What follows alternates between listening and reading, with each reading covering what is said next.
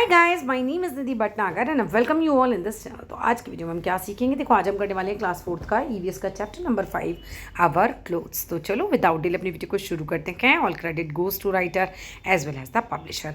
अब इस चैप्टर में बेसिकली हम पढ़ेंगे आवर क्लोथ्स, हमारे कपड़ों के बारे में हम इंट्रोडक्शन पढ़ेंगे। हम पढ़ेंगे फाइबर टू फैब्रिक, किस तरह से फाइबर से फैब्रिक तैयार होता है, spinning, weaving, finishing of fabric के बारे में, डाइंग कैसे होता है, प्रिंटिंग कैसे होता है, स्पेशल ट्रीटमेंट कैसे होते हैं, केयरिंग फॉर क्लोथ्स, किस तरह से हम अपने कपड़ों की देखभाल करते हैं, वॉशिंग कैसे होता है, ड्राई क्लीनिंग कैसे होता है, आयरनिंग यानी कि प्रेस करना कैसे होता है, और स्टोरेज कैसे होता है यानी कि कपड़ों को कैसे संभाल के रखा जाता है। We use different kinds of fabric for making clothes, हम अलग अलग प्रकार के फैब्रिक को यूज़ करते हैं कपड़े बनाने के लिए। For different seasons and occasions, अलग अलग सीजन्स के लिए, अलग अलग ओकेजन्स के लिए। इन समर यानी कि गर्मियों में, समर सीजन में वी वेयर कॉटन क्लोथ्स, हम कॉटन के कपड़े पहनते हैं to keep our self cool, अपने आप को ठंडा रखने के लिए। इन विंटर सीजन, सर्दियों के सीज़न में वी वेयर वुलन क्लोथ्स, हम जो हैं वो ऊनी कपड़े पहनते हैं टू कीप अस वार्म, अपने आप को गर्म रखने के लिए। In which season do we wear silk, हम बताओ सिल्क को कौन से मौसम में पहनते हैं। So clothes are made from fabric and fabric is obtained by weaving its fibres, तो क्लोथ्स जो बनते हैं वो किससे बनते हैं, फ्रॉम फैब्रिक, फैब्रिक से बनते हैं। एंड फैब्रिक कैसे ऑब्टेन किया जाता है, by weaving the fibres, fibres होते हैं बहुत ही बारीक बारीक धागे जैसे, ठीक है। But where do we obtain fibres from, तो अब जब हम कह रहे हैं कि फाइबर्स से हम फैब्रिक बना लेते हैं, तो ये फाइबर्स कहाँ से आते हैं।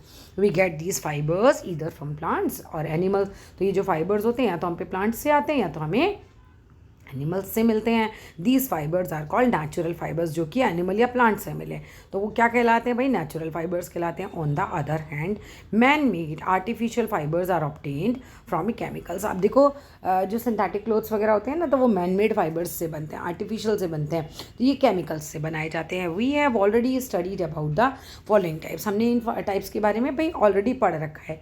कॉटन के बारे में जो कि नेचुरल फाइबर्स में आता है, सिल्क नेचुरल फाइबर्स में आता है, वूल नेचुरल फाइबर्स में आता है। और मैनमेड में कौन कौन से एग्जाम्पल लिखेंगे आप, जैसे कि नायलॉन है, रेयॉन है, ये मैनमेड फाइबर्स में आते हैं। अब now let's understand the journey of fabric from fibre, चलो अब समझ लेते हैं जर्नी किस तरह से रही फैब्रिक की, मतलब फैब्रिक कैसे बना from fibres, fibre to fabric, किस तरह से फाइबर यानी धागों से जो है फैब्रिक यानी छोटा सा कपड़ा था हम कह सकते हैं तैयार किया जाता है। Natural fibres are hair like material, जो नेचुरल फाइबर्स होते हैं वो बालों की तरह, धागे की तरह के मटेरियल होते हैं। ऑब्टेन्ड फ्रॉम एन एनिमल, जो कि किसी एनिमल से और सम प्लांट से ऑब्टेन किए जाते हैं, प्राप्त किए जाते हैं। They have to undergo many steps by steps process, अब ये बिल्कुल क्या है, स्टेप बाय स्टेप प्रोसेस के द्वारा चलता रहता है to become the strong and durable long fibres, अब जिससे कि क्या होगा, स्ट्रॉन्ग और बहुत चलने वाले धागे बनते हैं। And can be woven into fabric, और इनको बुन बुन के आपस में हम जो हैं वो फैब्रिक्स बनाते हैं। So let us understand these steps one by one, कि किस तरह से जो है फाइबर से फैब्रिक बनेगा, उसके स्टेप्स क्या क्या होते हैं। अब पहली चीज़ आती है spinning. The first step is making the yarn from raw fibre, अब बिल्कुल ही रॉ फाइबर है, एकदम कच्चा, डायरेक्ट आपने प्लांट से लिया या एनिमल से लिया। अब उसमें क्या होगा, पहला प्रोसेस होगा स्पिनिंग, इसमें धागा बनाया जाता है एक तरीके से, ठीक है। During spinning raw fibre is twisted into thread, अब रॉ फाइबर को आपस में ट्विस्ट कर करके थ्रेड यानी कि मोटा धागा एक तरीके से बनाया जाता है। इन द बिगनिंग, शुरुआत में स्पिनिंग वॉज डन ऑन चरखा, गांधी जी का चरखा याद है ना सबको, तो शुरुआत में क्या होता था, स्पिनिंग होती थी चरखे पे। विच ग्रेट पर्सनालिटी प्रमोटेड चरखा, तो Mahatma Gandhi as the symbol of freedom in India, तो महात्मा गांधी थे, वो कहते थे भाई अपने भारत का पहनो तो चरखे से सूत काट के पहने, चरखा ये आपको पता होना चाहिए।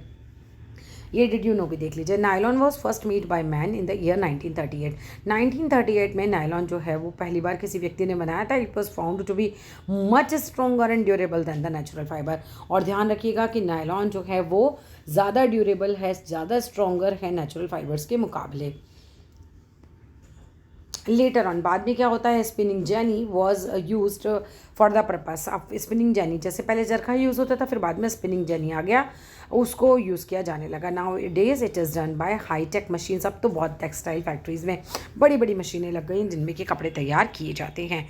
वीविंग की बात करो तो the yarn made by spinning is made into fabric by weaving, जो यार्न यानी कि जो धागा हमारा तैयार होता है स्पिनिंग के द्वारा, वो कैसे तैयार होता है, मेड यानी कि बनाया जाता है, इनटू फैब्रिक, फैब्रिक यानी कपड़े में तैयार किया जाता है, by weaving into big machine, जिन इतनी बड़ी बड़ी मशीनों को हम लूम्स कहते हैं। These looms knit long threads, ये आपस में क्रॉस मैनर में करके धागों से क्या है फैब्रिक तैयार करती है, यानी कि क्लोथ तैयार करती हैं।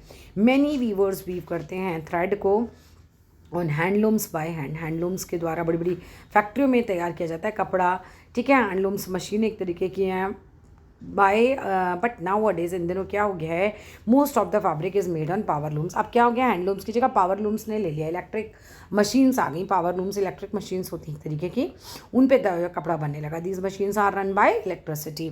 The fibre is dyed into different colours. अब फाइबर जो बनाया आपने उसके बाद उसको डाई किया जाता है, रंगा जाता है अलग अलग कलर में, इधर बिफोर मेकिंग फैब्रिक और आफ्टर वीविंग, मतलब पहले या फिर वीविंग के बाद, मतलब इनको रंग दिया जाता है अलग अलग कलर के जो कपड़े आप पहनते हो, तो इसी वजह से तो होते हैं।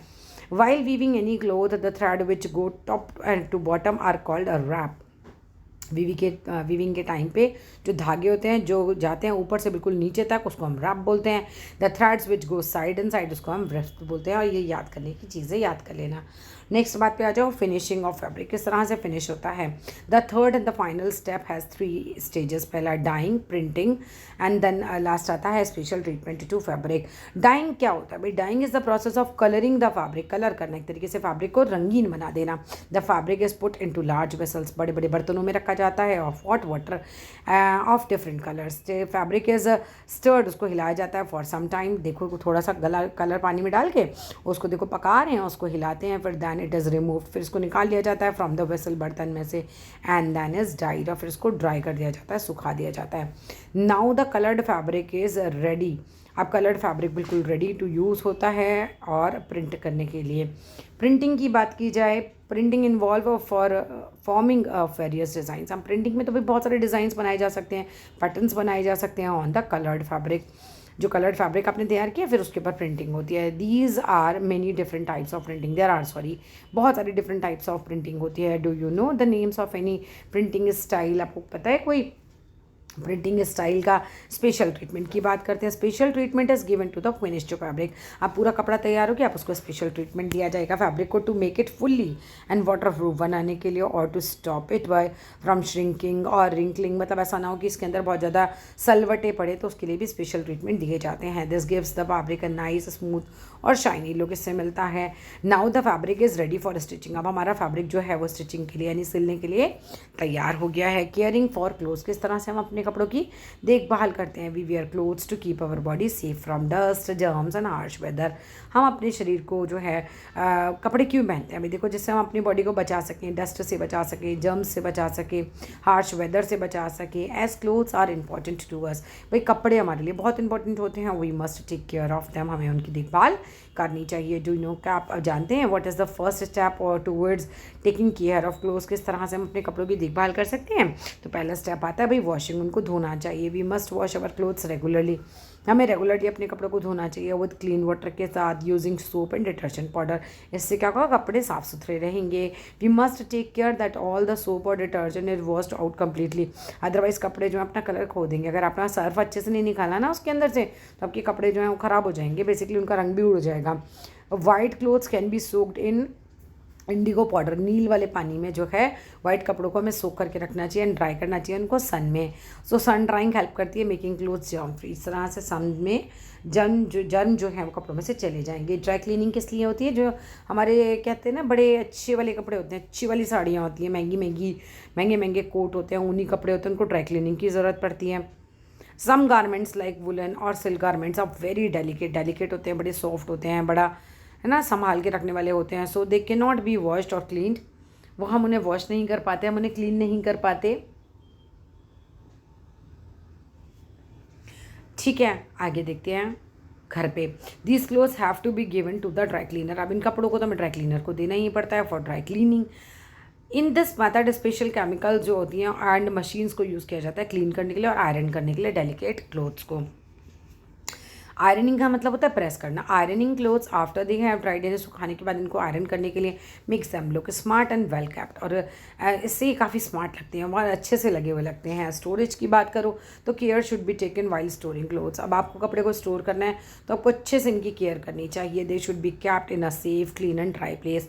हमें इन्हें साफ़ सुथरे और सूखी जगह पर रखना चाहिए, लाइक अ ट्रंक में इन्हें रखें, कबर्ड में रखें। These places should also be safe from paste. अब ऐसा ना हो वहाँ पे भाई कोई चूहा वूहा घुस जाए और आपके कपड़े ख़राब करे, तो उससे भी हमें सेफ रखना चाहिए। Insects and mites mostly attack करते हैं वुलन कपड़ों पर और सिल्क पर। टू कीप देम अवे, इनको दूर रखने के लिए ड्राइड नीम लीव्स, जो सूखी नीम की पत्तियाँ होती हैं, बोरिक एसिड पाउडर होता है, नैप्थलीन बॉल्स होती हैं, ये यूज़ की जाती हैं कपड़ों को सेफ रखने के लिए। These are kept inside the clothes, इनको कपड़ों के अंदर रखा जाता है व्हेन दे आर स्टोर, जब हम कपड़ों को स्टोर करते हैं। दैट्स ऑल, फिनिश हो गया हमारा ये वाला चैप्टर भी। वीडियो अच्छी लगी तो ज़रूर लाइक कीजिएगा, शेयर कीजिएगा। Thank you.